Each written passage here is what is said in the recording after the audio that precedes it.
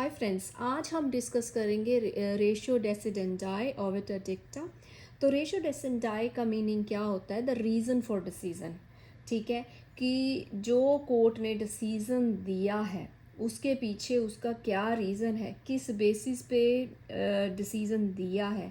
तो इसको it refers to the main legal principle और reason on which the court's decision based. ठीक है, तो ये जो होता है रेशियो डेसिडेंडाई होता है, ये जो है बाकी केसेस जो होते हैं उनके लिए भी ये बाइंडिंग होता है। ठीक है, तो हम इसको इन सिंपल हम बोल सकते हैं कि the reason for the decision, कि कोर्ट के फैसले का मेन रीज़न या लीगल प्रिंसिपल जिस पर वो अपना डिसीजन बनाते हैं, ये वही वजह होती है जिसकी वजह से केस का कोर लीगल रूल जो है वो बन जाता है और फ्यूचर केसेस में भी उसे ही फॉलो किया जाता है। ठीक है, तो जब भी कोर्ट कोई केस डिसाइड करता है तो उसके डिसीजन में कुछ पार्ट्स होते हैं। एक होता है रेशो डेसेंडाई और एक होता है ओविटर डिक्टा। तो रेशो डेसेंडाई इसलिए इम्पॉर्टेंट है क्योंकि ये प्रेसिडेंट बनता है। ठीक है, आगे के केसेस के लिए ये एक गाइडलाइन की तरह काम करता है। और रेशो डेसेंडाई होती है रीजनिंग प्रिंसिपल जो कोर्ट डिसीजन जिसके बेसिस पे हुआ है। ओविटर डिक्टा होता है वो एक्स्ट्रा कमेंट्स या ऑब्जर्वेशन जो भी कोर्ट ने केस के दौरान करी, लेकिन वो डिसीजन का हिस्सा नहीं होता।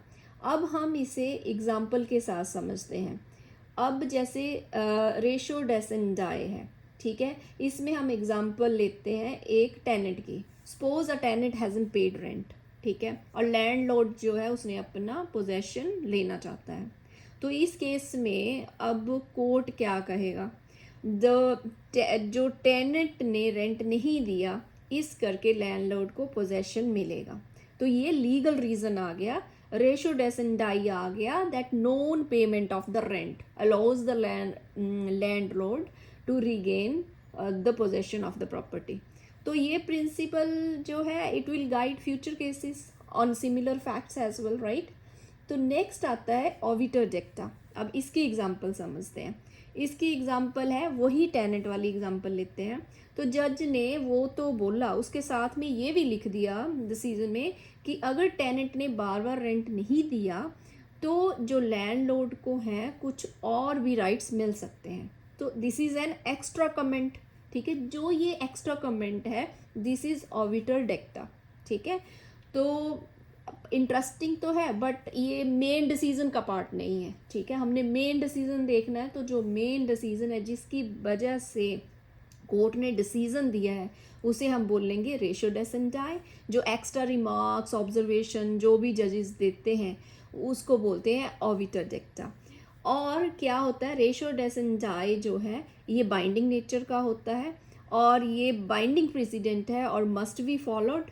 और ओविटर डिक्टा ये परसुएसिव होता है, बाइंडिंग नहीं होता। ठीक है, और रेशो डेसेंडाई जो होता है इसेंशियल पार्ट है डिसीजन का, और जो ओविटर डिक्टा है ये एडिशनल कमेंट्स हैं।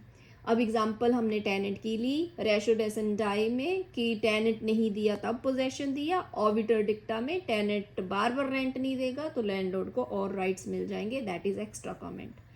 और रेशो डेसेंडाई क्या होता है कि as a legal authority cite करते हैं जब भी लॉयर्स अपना केस जो है आर्ग्यूमेंट लगाते हैं, आर्ग्यूमेंट करते हैं।